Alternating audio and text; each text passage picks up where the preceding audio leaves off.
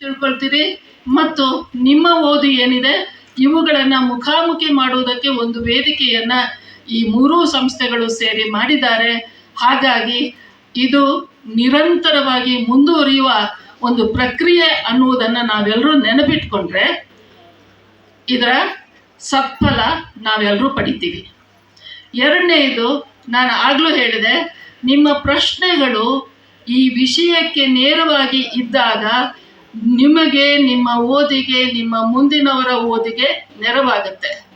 ನಿಮಗೆ ವರ್ತಮಾನದ ಯಾವುದೋ ಸಮಸ್ಯೆಗಳಿಗೆ ವಚನಕಾರರು ಉತ್ತರ ಕೊಡಬೇಕು, ವಚನದಲ್ಲಿ ಎಲ್ಲವೂ ಇದೆ ಅಥವಾ ಅಲ್ಲಿದೆ, ಇಲ್ಲಿ ಯಾಕಿಲ್ಲ ಅನ್ನುವುದ ಚರ್ಚೆಗೆ ಹೋದರೆ ಬಹುಶಃ ಇದಕ್ಕೆ ಕೆಲವು ಸಮಯದ ಮಿತಿಯಲ್ಲ, ಎಷ್ಟು ಸಮಯ ಇಟ್ಟರೂ ಇಲ್ಲಿರುವ ಅಷ್ಟೂ ಜನರಿಗೆ ಅಷ್ಟು ಉತ್ತರಗಳಿರ್ತವೆ. ಏಕ ನಿಲುವಿಗೆ ಬರುವುದಕ್ಕಂತೂ ಖಂಡಿತ ಸಾಧ್ಯ ಇಲ್ಲ. ಆದ್ದರಿಂದ ಅದು. ಮತ್ತು ಮೂರನೇದಾಗಿ, ಇಬ್ಬರು ಚೆನ್ನಾಗಿ ಪ್ರಬಂಧವನ್ನು ಮಂಡಿಸಿದ್ದಾರೆ. ಅವರಿಗೊಂದು ಸಣ್ಣ ಸೂಚನೆ, ನಿಮಗೆ ಇರುವ 20-25 ನಿಮಿಷಗಳಲ್ಲಿ ನೇರವಾದ ವಿಷಯಕ್ಕೆ ನೀವು ಸಮಯ ಕೊಟ್ಟಿದ್ದಿದ್ರೆ ಇದಕ್ಕಿಂತ ಹೆಚ್ಚು ಪರಿಣಾಮಕಾರಿಯಾಗಿ ನಿಮ್ಮ ಪ್ರೆಸೆಂಟೇಷನ್ ಇರ್ತಿತ್ತು ಅನ್ನುವಂಥದ್ದು ಅದು ಅವರೆಲ್ಲ ಕೇಳಿದ್ರಿಂದ ನಾನು ಕೊಟ್ಟ ಅಭಿಪ್ರಾಯ. ಇನ್ನು ಮುಖ್ಯವಾಗಿ ನನಗೆ ಇಲ್ಲಿ ಹೇಳಬೇಕು ಅನಿಸಿದ್ದು, ನಾವು 21ನೇ ಶತಮಾನದಲ್ಲಿ ಇದ್ದೀವಿ, ನಾವು ತುಂಬ ಮುಂದುವರೆದಿದ್ದೀವಿ, ಏನೇನೇನೇನೋ ಭ್ರಮೆ ಇದಲ್ಲ, ಆ ಭ್ರಮೆಯನ್ನೆಲ್ಲ ಒಮ್ಮೆ ಹೊರಗಡೆ ಇರಬೇಕು. ಮುಕ್ತವಾಗಿ, ಮುಕ್ತ ಮನಸ್ಸಿನಿಂದ ನೀವು ವಚನಕಾರ್ತಿಯರ ವಚನಗಳಿಗೆ ಹೋದರೆ ನಾವೆಲ್ಲಿದ್ದೀವಿ, ಅವರೆಲ್ಲಿದ್ದಾರೆ ಅನ್ನುವುದು ಯಾರೂ ಹೇಳ್ಕೊಡ್ಬೇಕಾಗಿಲ್ಲ, ನಿಮಗೆ ಗೊತ್ತಾಗುತ್ತೆ. ಯಾಕಂದರೆ ಇವತ್ತು ನಮಗೆ ಶಿಕ್ಷಣ ಯಾವುದನ್ನು ನಾವು ಪ್ರಾಥಮಿಕ, ಪ್ರೌಢ, ಕಾಲೇಜು, ಉನ್ನತ ಶಿಕ್ಷಣ, ಸಂಶೋಧನೆ ಅಂತೀವೋ, ಈ ಯಾವ ಶಿಕ್ಷಣವೂ ಕೊಡದೇ ಇರುವಷ್ಟು ಅರಿವನ್ನು, ಅಸ್ಮಿತೆಯನ್ನು ಮತ್ತು ಯಾವುದು ಸರಿ ತಪ್ಪು ಅನ್ನುವ ವಿವೇಚನೆಯನ್ನು ವಚನಕಾರ್ತಿಯರು ಹೊಂದಿದ್ರು. ಹಾಗಾದರೆ ಅದು ಯಾವ ಶಿಕ್ಷಣ? ಒಂದು ಸಾಮಾಜಿಕ ವಲಯದಲ್ಲಿ ಜನರ ಜೊತೆಗೆ ಬೆರೀತಾ, ಒಂದು ಭಿನ್ನ ಭಿನ್ನ ಆಲೋಚನೆಗಳನ್ನು ಕೇಳ್ತಾ, ಅನುಸರಿಸ್ತಾ, ಇದು ಬೇಕು, ಇದು ಬೇಡ, ಇದು ಜೀವ ವಿರೋಧಿ, ಇದು ಜೀವಪರ ಅನ್ನುವುದನ್ನು ಪ್ರತಿಯೊಬ್ಬ ವ್ಯಕ್ತಿ ತಾನು ವಿವೇಚಿಸಿ ಅರಿತುಕೊಳ್ಳುವುದಿದೆಯಲ್ಲ, ಅದು ನಿಜವಾದ ಶಿಕ್ಷಣ. ಇವತ್ತಿನ ನಮ್ಮ ಶಿಕ್ಷಣ ಅಂತಹ ಕೆಲಸವನ್ನು ಮಾಡದೇ ಎಲ್ಲ ಪೂರ್ವಾಗ್ರಹಗಳನ್ನು, ಒಂದು ಪಿತೃಪ್ರಧಾನ, ಪುರುಷ ಪ್ರಧಾನ ಸಮಾಜದ ಎಲ್ಲ ಕಾಯಿಲೆಗಳನ್ನು ತನ್ನ ಶಿಕ್ಷಣದ ಪಠ್ಯಗಳಲ್ಲಿ ತುಂಬಿಬಿಟ್ಟು ಇದಷ್ಟೇ ಶಿಕ್ಷಣ ಅಂತ ಹೇಳೋದ್ರಿಂದ ನಮಗೆ ನಮ್ಮ ಅಸ್ಮಿತೆಯ ಬಗ್ಗೆಯೂ ಏನೂ ಗೊತ್ತಾಗಿಲ್ಲ. ಇನ್ನೊಬ್ಬರ ಬಗ್ಗೆ ಕೈ ತೋರಿಸೋದಕ್ಕೆ ನಾವು ಮುಂದೆ ಇದ್ದೀವಿ. ಇದಕ್ಕೊಂದು ವಚನ ನಾನು ಪೂರಕವಾಗಿ ಹೇಳ್ತೀನಿ. ಅಂದರೆ ಅಸ್ಮಿತೆಯ ಪ್ರಶ್ನೆನೂ ಬಂತು, ಅದಕ್ಕಾಗಿ ಹೇಳ್ತಾ ಇದ್ದೀನಿ. ಅದು ಅಮ್ಮುಗೆ ರಾಯಮ್ಮನ ವಚನದಿಂದ ನಾನು ನನ್ನ ಮಾತುಗಳನ್ನು ಆರಂಭ ಮಾಡ್ತೀನಿ. ಎನ್ನ ಕಣ್ಣೊಳಗಿನ ಕಟ್ಟಿಗೆಯ ಮುರಿವವರಾರನೂ ಕಾಣೆ, ಎನ್ನ ಕಾಲೊಳಗಿನ ಮುಳ್ಳ ತೆಗೆಯುವವರನು ಆರನೂ ಕಾಣೆ, ಎನ್ನ ಅಂಗದಲ್ಲಿದ್ದ ಅಹಂಕಾರವ ಸುಡುವವರನ್ನು ಆರನೂ ಕಾಣೆ, ಎನ್ನ ಮನದಲ್ಲಪ್ಪ ಮಾಯಾ ಪ್ರಪಂಚವ ಕೆಡಿಸುವವರಾರನೂ ಕಾಣೆ. ಏನು ಹೇಳ್ತಾ ಇದ್ದಾರೆ?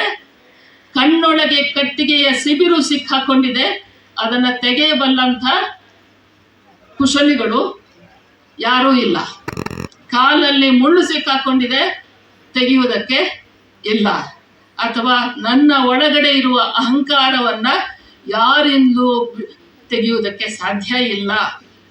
ಹಾಗಾದ್ರೇನು? ಆ ಕಾಲದಲ್ಲಿ ಯಾರೂ ಇರಲಿಲ್ವಾ? ಇದ್ರು. ಅವಳು ಅದಕ್ಕೆ ಅದೇ ವಚನದ ಮುಂದೆ ಉತ್ತರ ಕೊಡ್ತಾಳೆ. ಏನು ಉತ್ತರ?